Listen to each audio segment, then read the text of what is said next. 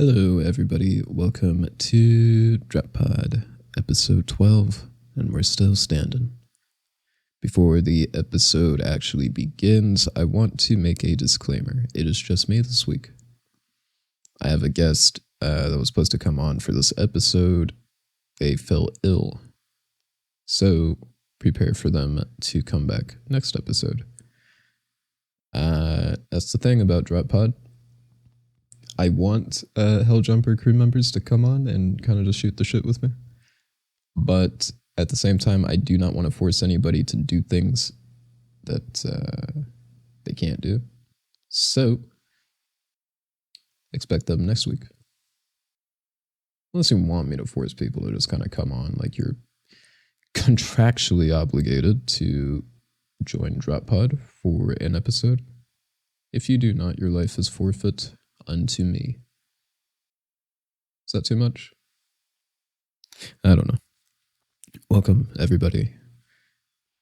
I guess I'll clear this off my chest. If for whatever reason, Gene, if you're watching this, I'm sorry. Nothing happened. This is going to be an awkward one. Here we go. I was at the store. As you guys know, I just moved all the way to the south end of Vegas. I was living in the north end of Vegas, which was living next to the Air Force Base for a bit. I'd moved to the south. One, to get away from all of that, the noise. Two, I wanted to be closer to where I used to be. Back towards, we probably shouldn't say that on a public forum. Just know that this area is pretty well to do. So I moved back here. Be closer to the strip and one just generally more quiet area. I was at the store and I went there to just pick up some stuff for a meal prep for the week. I made some fettuccine. It was good. But that was my meal prep for the week. I went there, picked up all the stuff that I would need. I'm in line, and this lady taps me on the shoulder. Once again, Gene, I am so sorry. Nothing happened. I can explain. In fact, I am explaining. But this lady had tapped me on the shoulder. I had turned around, and I was pretty confused. Because I thought I was about to get insulted or something was about to happen here. But this lady had tapped me. And I turn around. I'm looking at her, and she says, "You're handsome." And I was like, what? But as she was saying this, you could tell that she didn't really have a good grasp on English. But what she had meant to actually say, which I would find out later on in this long line of torment, was that she meant to say that she liked my shirt. That she liked my outfit, but she wanted to say that I liked your shirt.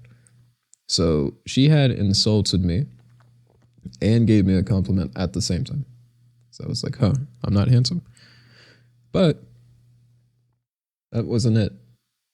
The line moves up maybe like a snail's pace, and I'm watching her go into her purse. And in my mind, I'm going, what's happening here? Is she about to give me money? Like, what's going on? And I'm watching her dig through her purse, and she pulls out a highlighter. This chick takes my arm and just writes down her number. And I was stunned.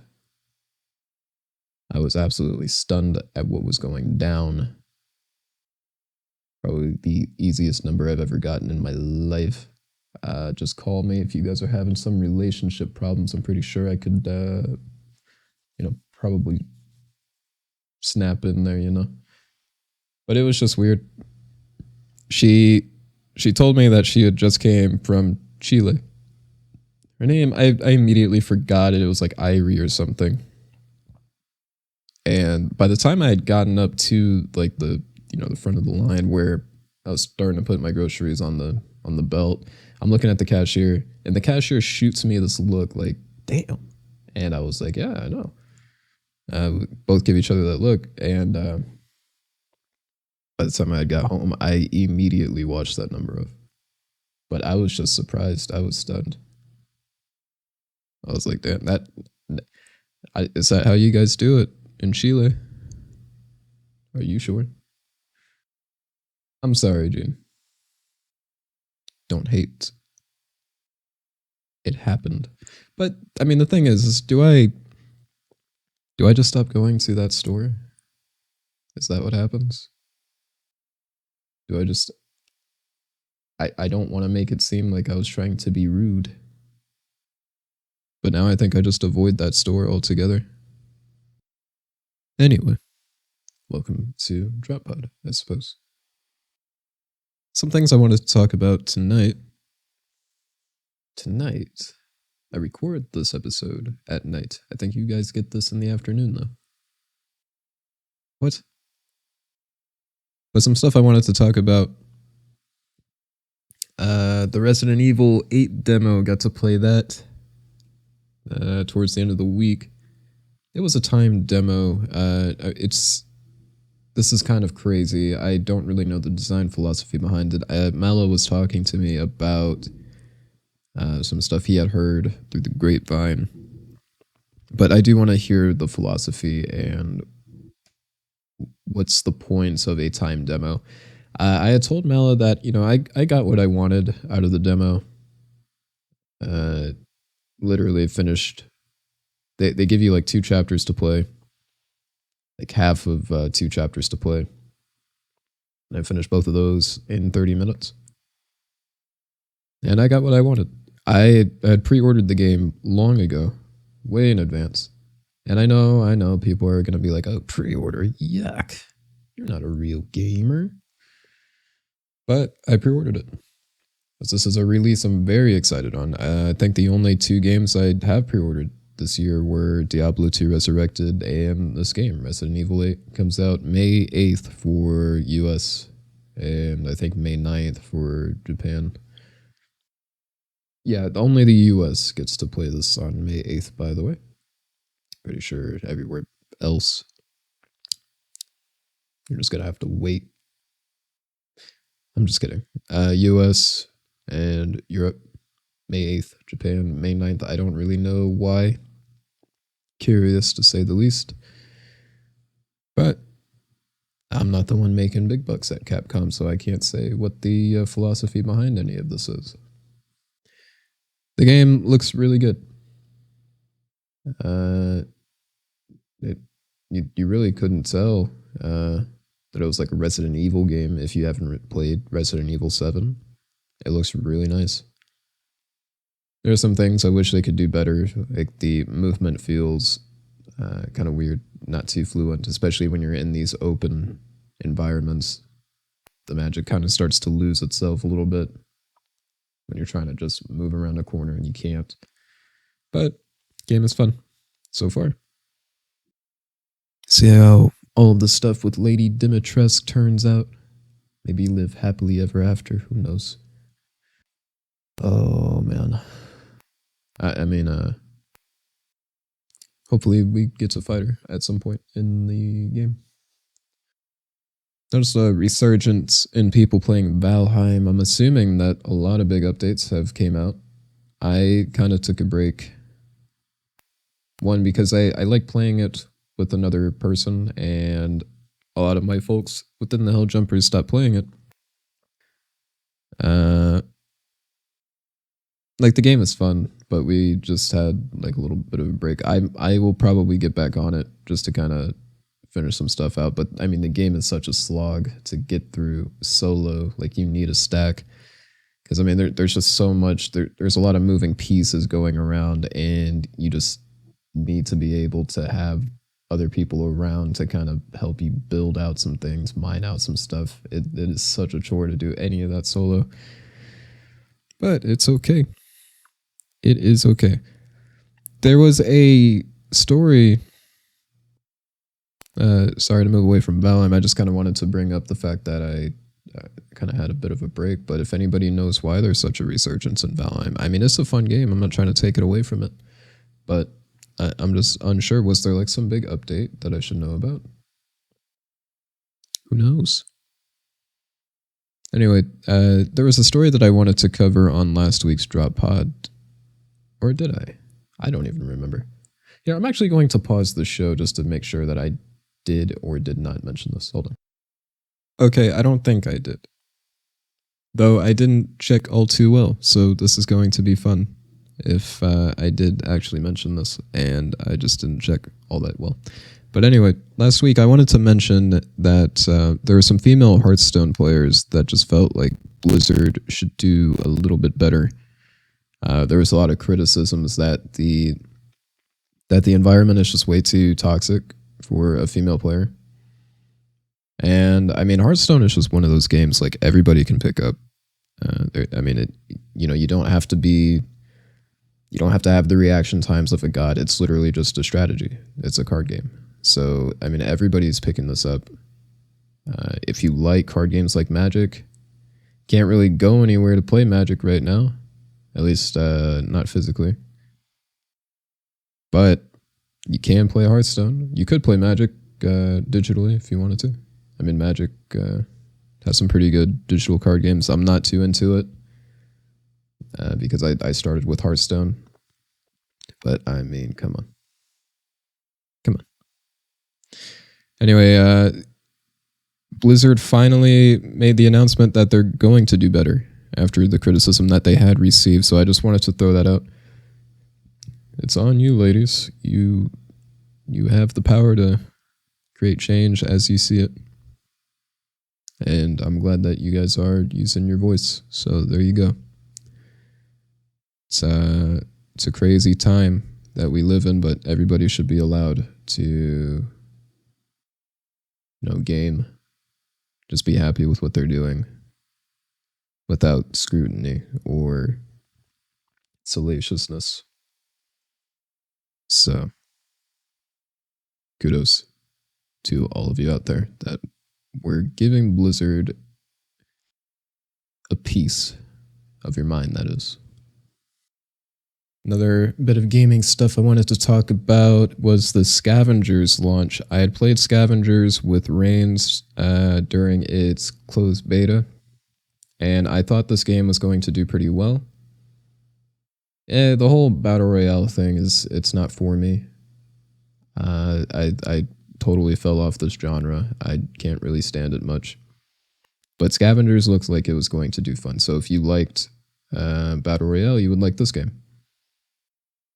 By the time this drop pod goes live, it seems like the game is sitting at a 55%, which is not very good.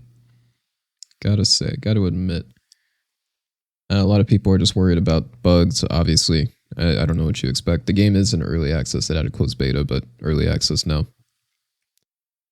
And people are just worried about cheating too, which it's very heavy in these Battle Royale games. I mean, there's so many moving pieces to keep track of. You don't know what a player could be doing, and there's just so many players at any given time. So it's going to be a crazy experience, man. If you played this game in either its closed beta or if you're playing it now in early access, do let me know.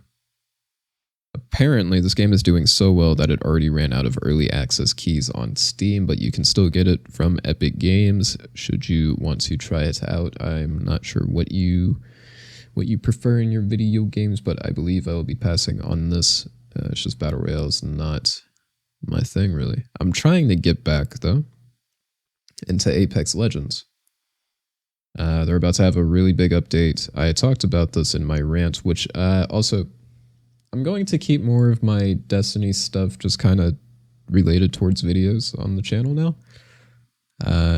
I'm very sorry to my dear listeners of Drop Pod. I don't want to flood you guys with just Destiny stuff.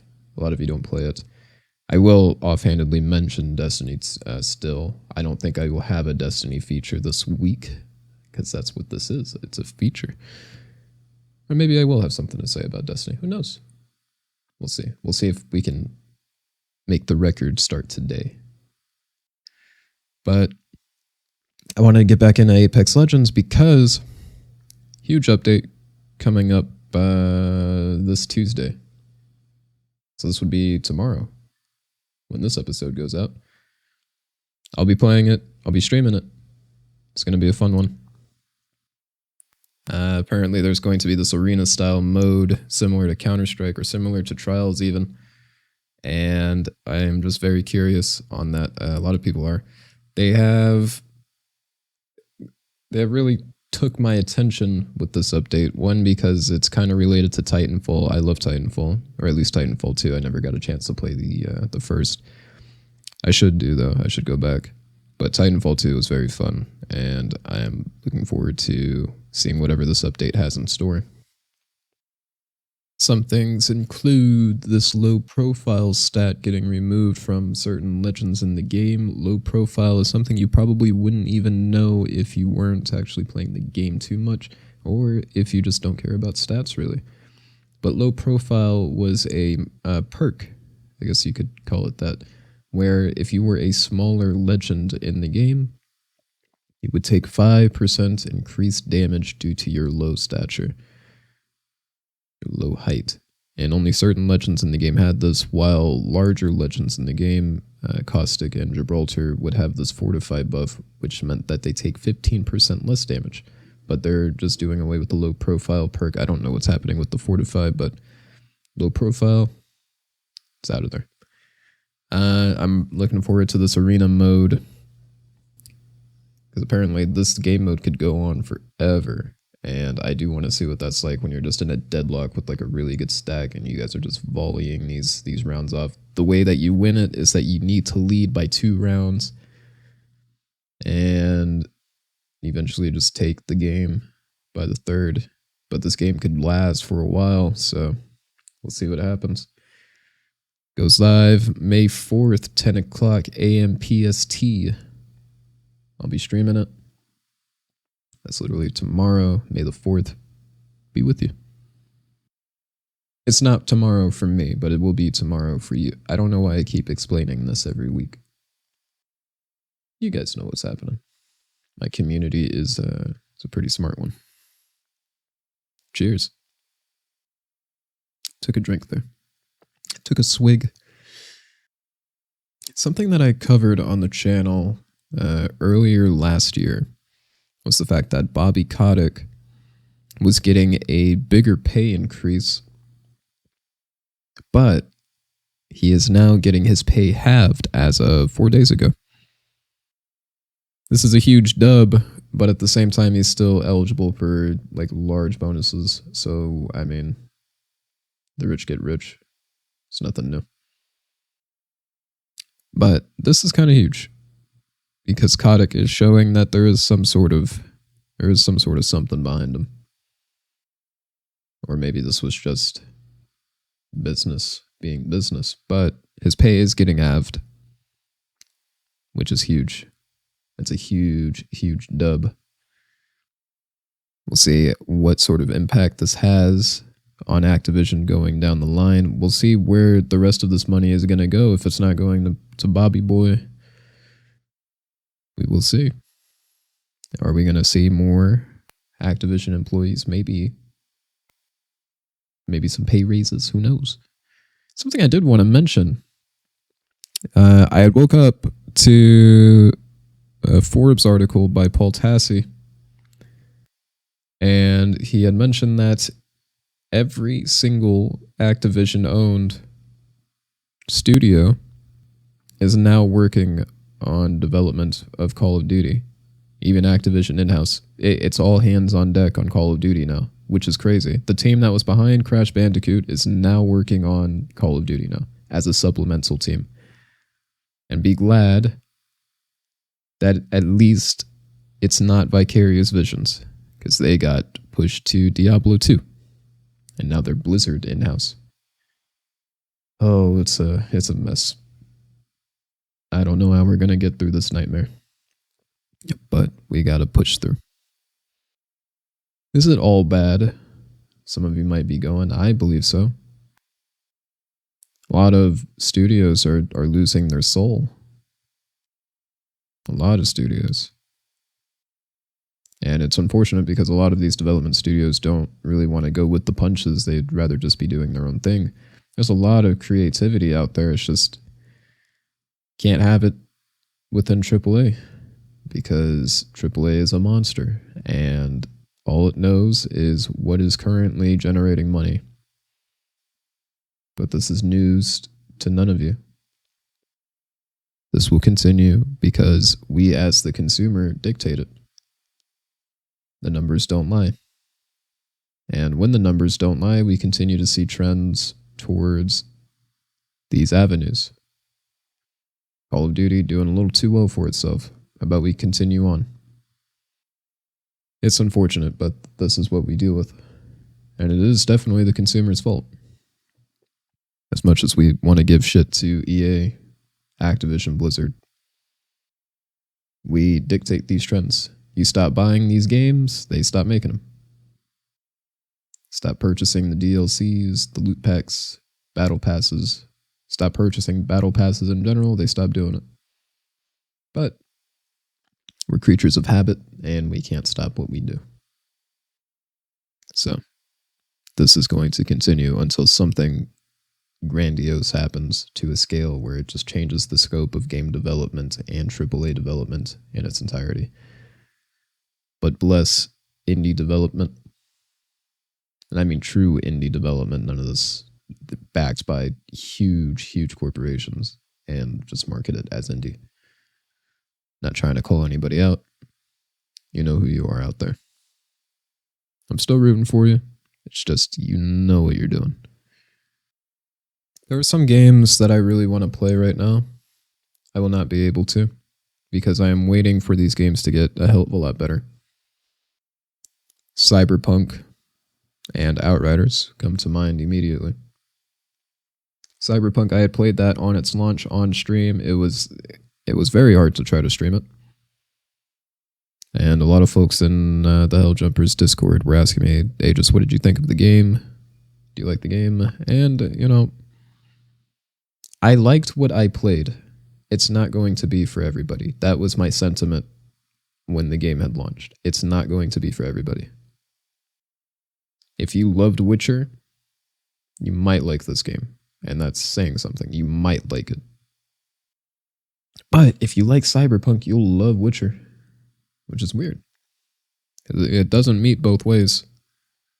It's just I know the quality of CD Projekt Red, and that's just not what you were going to get going into Cyberpunk. Outriders was a game that I had hyped up on its conception. And I talked about how I felt like Outriders needed to do supremely well. If this was going to be the first true Destiny killer, as people like to call this shit, then it was going to need to actually show up. And I don't believe that it did. Unfortunately. There's a lot of people that will defend this game to the death, and I don't want to incur the wrath of these people, but in my honest opinion, I don't think that it really fit the mark. This game just cannot win, and it's very unfortunate because, again, I need this game to do well for Destiny's sake. I have said this countless times, and I will say it countless more. That competition breeds creativity. And when you feel like you are at the top, or you feel like you're at the apex, the zenith of where you can go, you start to get complacent, and Destiny has been on this track for a while. There is no counter to Destiny. Not in terms of its PvP or its PvE. I mean, you hear it all the time. Well, why don't you just play a different game if you don't like this, or you don't like where it's at right now? Why not just... It's very hard for people to do that. And I wish folks... I lost the record, by the way, because here comes the Destiny rant. But it's hard for people to drop a game that is literally their hobby. You make model ships as a hobby. You don't just drop that because, I think I made every ship that I could. No, you go back, you probably make another ship. You build some elaborate Lego constructions because I mean that it's what people can do nowadays. I mean, robotics has made Lego crafting just such a huge hobbyist activity because anybody could pick it up, whether you're a child, whether you're a student that's learning robotics, whether you're an adult that knows robotics, or it's just an engineer and just wants to see what their engineering minds can produce. You don't just drop it because, they amped up the price on the robotics kit. No. You take it on the chin, keep going. It's your hobby. And for a lot of us that play Destiny, especially as a career move, you need this game to succeed and you need it to do well. And it's sad when you see some sentiments out there that just go, bro, just play something else. This is obviously not working out. And come back to it later, maybe.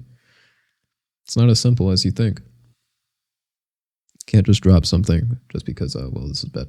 A lot of you can. The reason a lot of you can is because this isn't your career, but for, these major streamers that center their careers around this singular game, which is, it's a huge move, and you have to be at such a state in your mind where you're like, yeah, this is a good move for me. Good or bad, you're in it. You're in this game for the long haul. I appreciate when I'm able to see a comment that basically dictates it's okay to dislike something and still be a fan of it. I like seeing those comments. That's a powerful message to send. Get some knowledge up in you. Get you one. It is okay to dislike something and still be a fan of it. I will repeat myself. To Outriders' misfortune, it's just that this game literally could not win. The launch, it took a lot of people off. It was one of the worst launches I had seen for this year, especially. For sure. I'm so sick and I'm sick and tired of seeing these games that come out, they're AAA or they're big budgeted in nature. They come out and say, "Oh, we didn't know the game was going to do this well, so therefore that's why the servers are so shit." You didn't know? You don't have metrics on how many people pre-ordered your game or how many expected players you were going to have on launch? You couldn't prepare for that? That's crazy.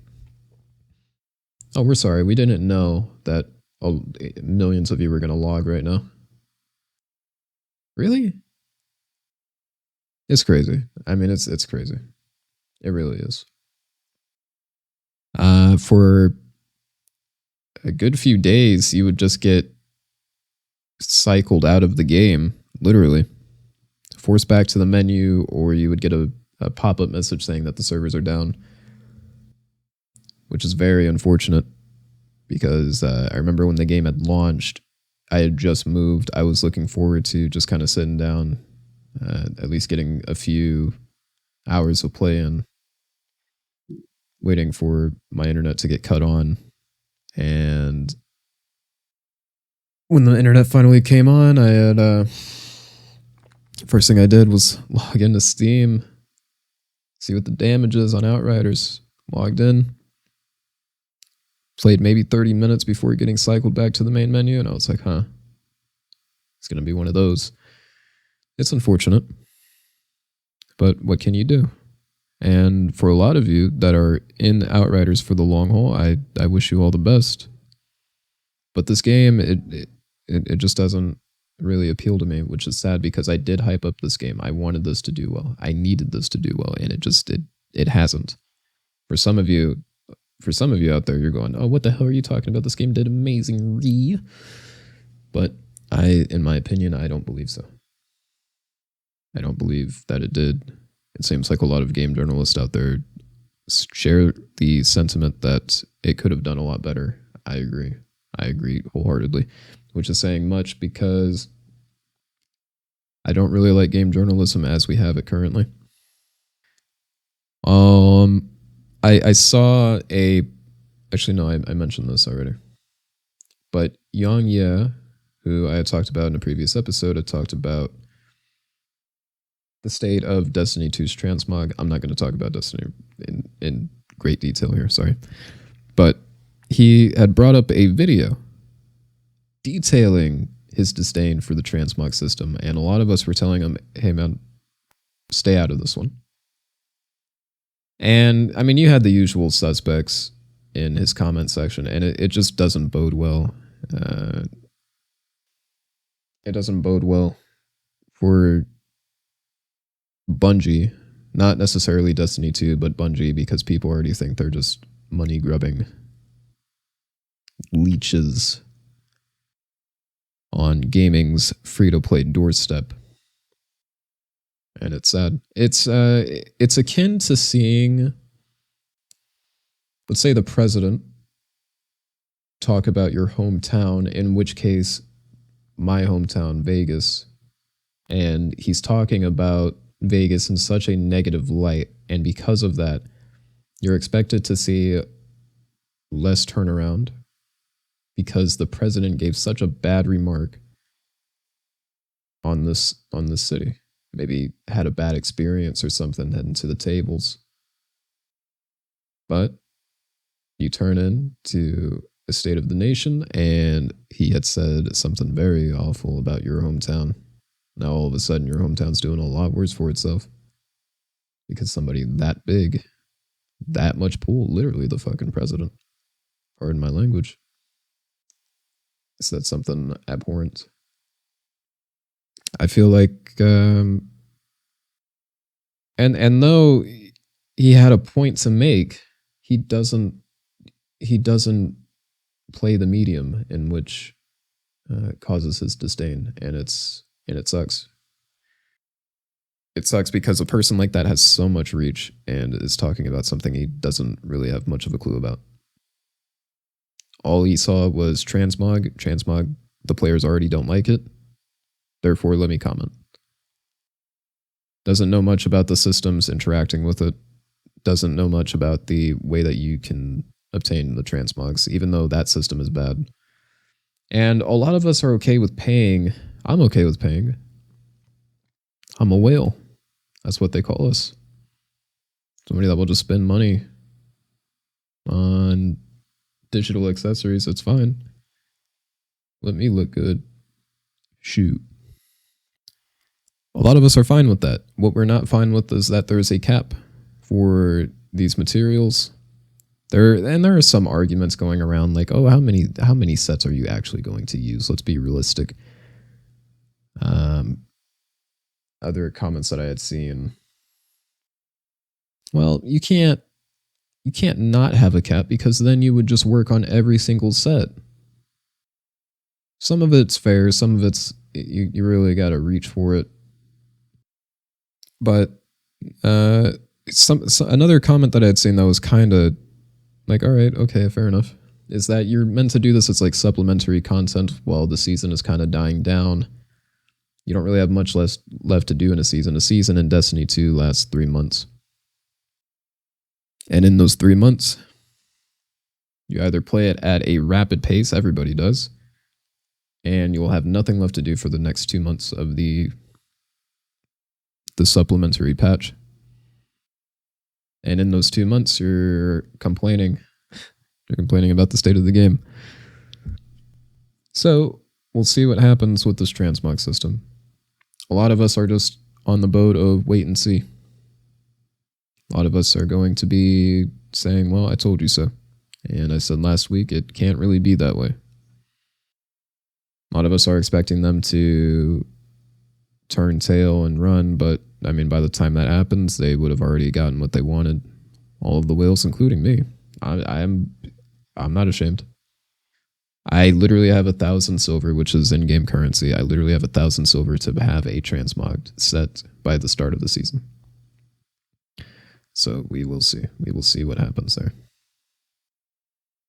Something I wanted to talk about was the fact that Billie Eilish was on the cover of Vogue. I do not listen to Billie Eilish. I don't really know what she's about. All I know is that this is a young, powerful woman. I mean, 19 and on the cover of Vogue. I mean, she's doing it. She's doing what a lot of people would want to do out there, which is just be her. And, they're making it. So I just wanted to extend a shout out to Eilish. I wasn't trying to egg on her or anything.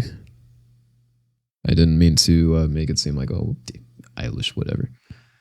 Don't listen to that. Listening to Slayer, bro.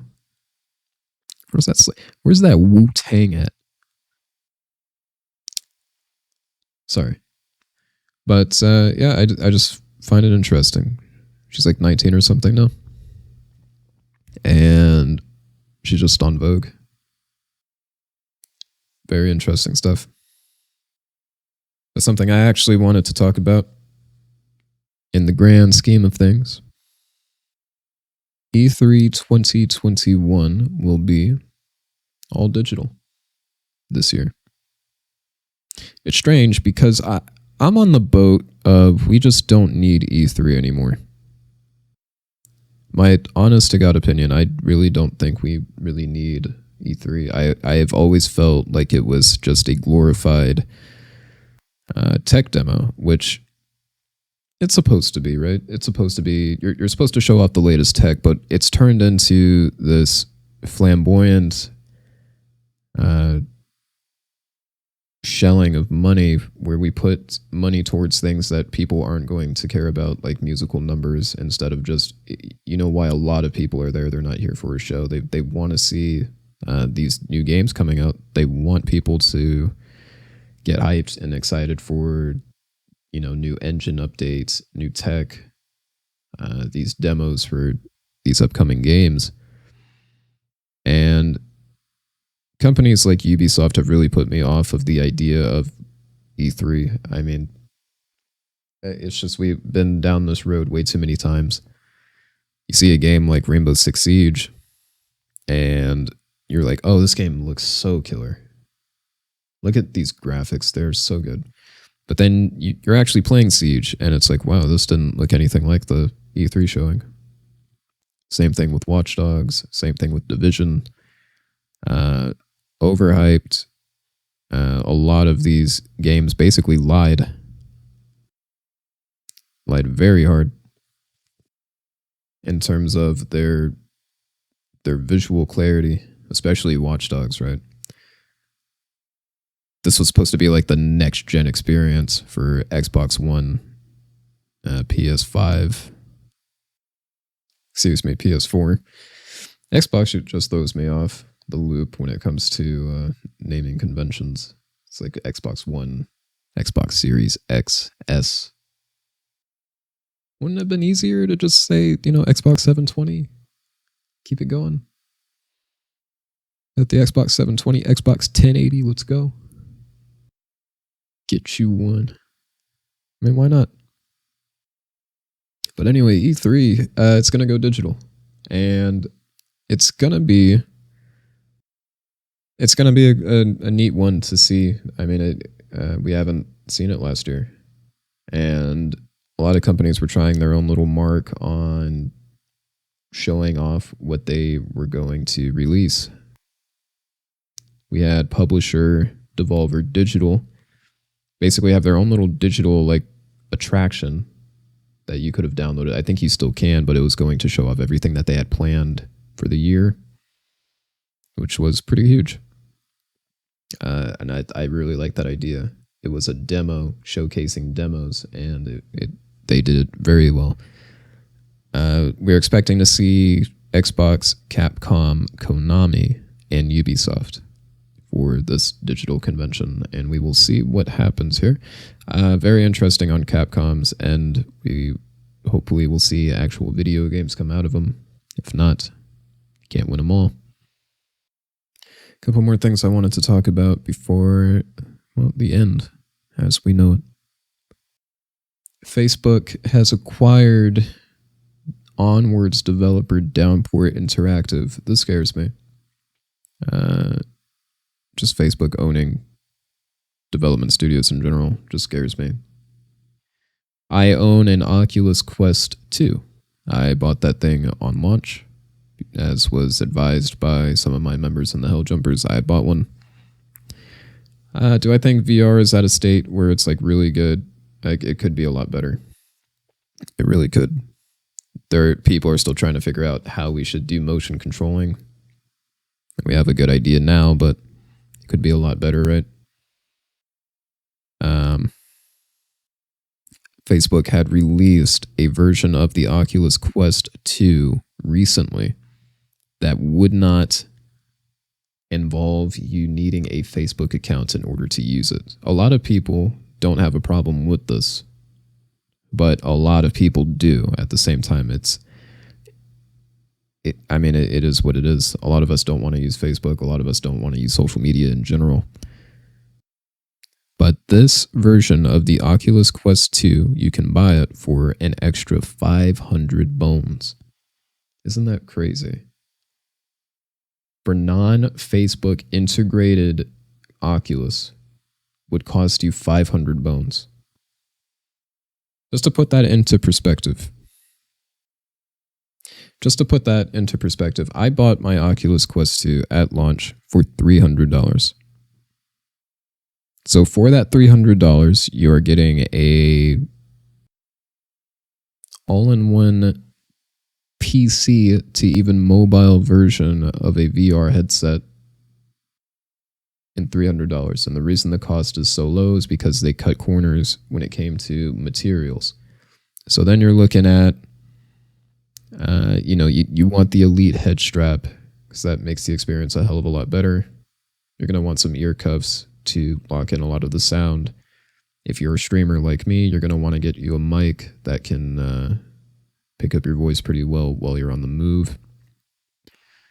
You're going to want different nunchucks for your controllers, some like silicone grips, and just better wrist wraps where you don't actually have to strap these things to your wrist because that becomes uncomfortable. I probably shelled out an extra $100 for these extra accessories. Things like the link cable, right? Because the link cable doesn't come with the Quest, and you're going to want a cord that's pretty long, especially if you plan to use this on your PC. So an extra $100, give or take. So now you're in it for 400 bones, an extra 500 bones just so that you don't have to deal with the Facebook integration. Christ. And I mean that. That's scary, man. Facebook knows what they're doing out there. The problem is some of you are going, oh, that's not going to sell. Are you kidding me? Thing's going to sell out like hotcakes. It's very unfortunate. Because this, for a lot of people, including myself, this was meant to be your first VR headset. Like, this was entry level now. The cost ceiling had went down so low. And I was like, man, I don't know if VR gaming is going to be applicable to, folks like me. I don't really care about it. But, joke's on me. I use my Quest pretty often, especially if I want to watch a movie, especially when I'm about to head to bed, strap on my Quest, watch some YouTube, watch some movie. Get you one. But don't get that one. Don't get the 500 extra bones one. No reason. Oh, Lord. It's a mess. It is an absolute mess.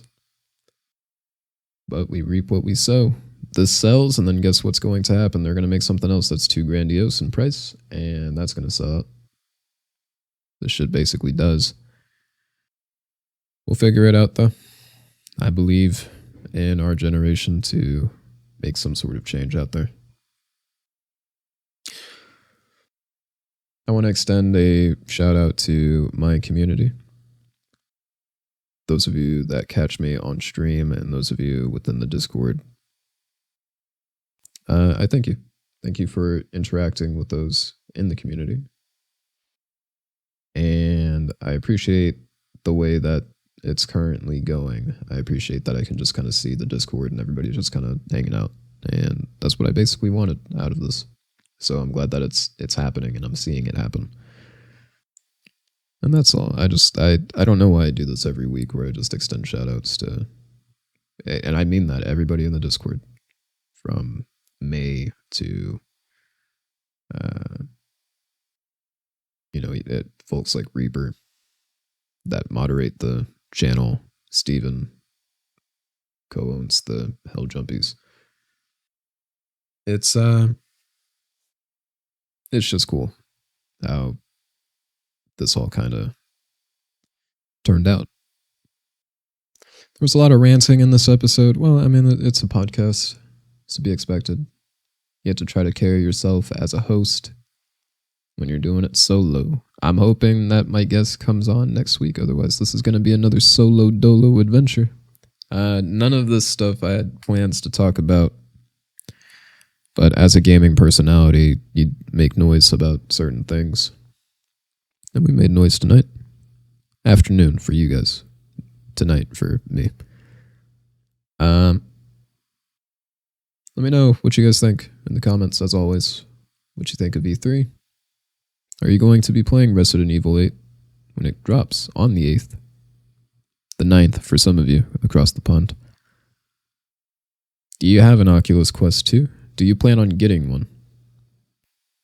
Love to hear your thoughts. A lot of this was definitely a rant, though. But it's good when you can kind of just talk about whatever. Just shoot the shit. What's the problem? Pardon my language. I'm still working on it, everybody. I really don't want to curse like a sailor. I'm sorry. I'm very sorry. My sailoring days are over. Not quite, because I'm still doing it, but they should be over. Stay safe, everybody.